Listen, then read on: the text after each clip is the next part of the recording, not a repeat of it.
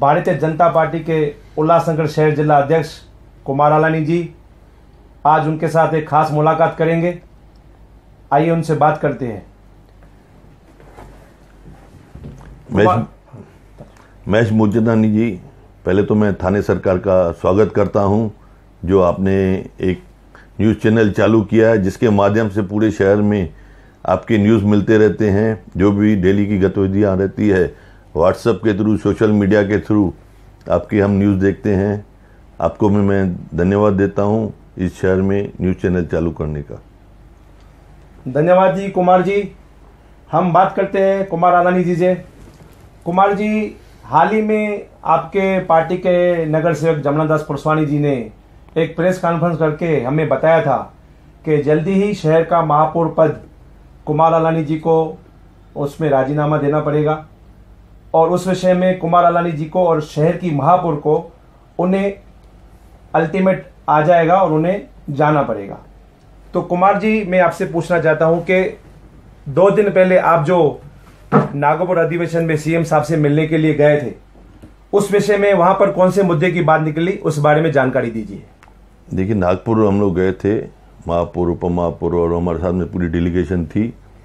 हम लोग शहर के हित के लिए, शहर के डेवलपमेंट के लिए गए थे, जो कि हम 1 महीना पहले जो सीएम साहब से हमने मुलाकात की थी, जिसमें सीएम साहब ने हमें शहर के विकास कार्य के लिए फंड्स दिए थे, रस्तों के लिए, वाटर सप्लाई के लिए या अन्य जो भी हमने उनसे मांग की थी, उन्होंने जो वायदा किया था वो पूरा किया। उसके मिनट्स की कापी उसको थैंक्स करने के लिए भी गए थे और साथ साथ में हमने जो उन्होंने हमें फंड्स दिए हैं उसके लिए जो भी उनका पाठ पुराव करना था, जैसा कि MMRDA से जितने भी फंड्स आने हैं या नई जो हमारे शहर के लिए जो धोखादायक बिल्डिंग्स है, जो गतिविधि आज तेज़ी से चल रही है, जैसे कि आपको मालूम होगा पवाई पे भी एक बिल्डिंग हाल ही में 15 दिन पहले एक धोखादायक बिल्डिंग का कॉलम क्रैक हो गया था, जिसकी वजह से वो बिल्डिंग पूरी खाली करनी पड़ी थी।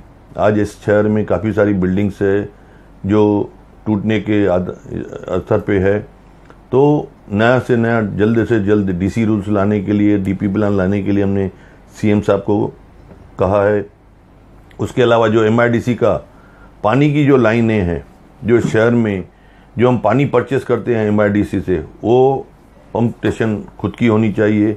ऐसा MIDC से परचेस करके कारपोरेशन अपने कारपोरेशन के अंडर में लाए। ऐसी हमारी उनके साथ बातें हुई। शहर के काफ़ी सारे मुद्दे थे, योजनाएं थी, काफ़ी सारी हमने उनसे बातें की है। उन्होंने कहा है जो भी आपका शहर का, उल्लासनगर का विकास कार्य है उसमें मैं पूरा सहयोग दूंगा।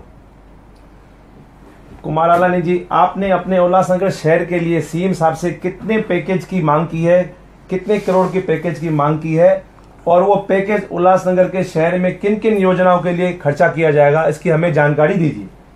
देखिए, टोटल नियर अबाउट मेरे हिसाब से 350 करोड़ के आसपास में इस शहर में फंड्स आएंगे, जिसमें काफ़ी सारे रास्ते हैं जो सीमेंट कांक्रीकरण के बनेंगे, उल्लास स्टेशन का सुशोभीकरण करना, शहर स्टेशन का सुशोभीकरण करना, विठलवाड़ी स्टेशन का सुशोभीकरण करना, गार्डन्स है, चाहे अंडरग्राउंड ड्रेनेज है, जो भी फंड्स चाहिए सीएम साहब ने खुली दिल से कहा है मैं आपको पूरी मदद करूंगा और सब प्रोसेस में है। मिनट्स भी पास हो गए हैं और जल्द से जल्द मुझे पूरा यकीन है कि काम शुरू हो जाएंगे।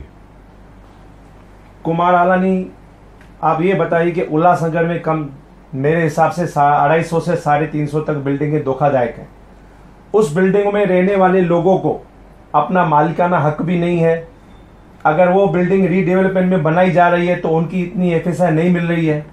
तो मैं आपसे जानना चाहता हूं कि अगर धोखादायक बिल्डिंगों को अगर बचाना है, उन्हें रीडेवलपमेंट के लिए हमें बनाना है, तो उतनी FSI उन बिल्डिंग को मिलनी चाहिए जितनी FSI में वो बिल्डिंग बनी हुई है। तो आप इस मुद्दे को किस तरह लेंगे और ये मुद्दा किस तरह उठाना चाहेंगे जिस तरह शहरवासियों का भला हो? देखिए, अभी आज के डेट में तो उल्लासनगर में FSI 1 है। जो यहाँ पे बिल्डिंग्स बनी हुई है, जो धोखादायक बिल्डिंग है, उन्होंने 3 FSI, 4 FSI, 5 FSI भी कंज्यूम की है। आज के डेट में अगर लीगली हम उसको बनाने को जा रहे हैं तो कायदे में नहीं बैठती है। कायदे में हम लोग कोशिश कर रहे हैं कि कम से कम हमें 3 FSI मिले, जिसमें आज वो जो 7 माले की बिल्डिंग है वो ऑथोराइज बन सके, क्योंकि आज ये देखिए जो भी फ्लैट्स में रह रहे हैं, जिनकी धोखादायक बिल्डिंग है, उनके पास इतनी कैपेसिटी नहीं है कि वो लोग वापस से रीडेवलपमेंट कर सके। हम कोशिश कर रहे हैं ऐसा कोई बिल्डर को 2 पैसा मिले, जिसमें से फ्लैट वालों को फ्लैट भी मिल जावे, जो बिल्डर है उसको भी 2 पैसा फायदा मिले, तो ही कोई हाथ डालेगा। अदरवाइज नहीं तो जो अगर फ्लैट्स वाले मिलके भी अगर सोचेंगे कि हम इस बिल्डिंग को बनाए, तो आज के डेट में बिल्डिंग बनाने के लिए कम से कम 1400 से 1500 1600 रुपये फुट पे कंस्ट्रक्शन में खर्चा आता है। तो उतनी ताकत आज फ्लैट वालों के पास है नहीं।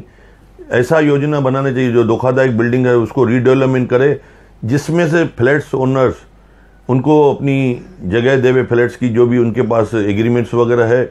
आज यहाँ पे बहुत सारे जो बिल्डिंग्स बनी हुई है, किसको सनत है नहीं है, किसके पास यू नंबर है नहीं है, कोई अनऑथोराइज जहाँ पे कुछ भी डॉक्यूमेंट्स नहीं है वहाँ पे भी बिल्डिंग बनी है। ऐसी बिल्डिंग्स भी काफ़ी सारी है। आज अगर इन चीज़ों को देखेंगे तो प्लान पास होगा ही नहीं, नई FSI मिलेगी।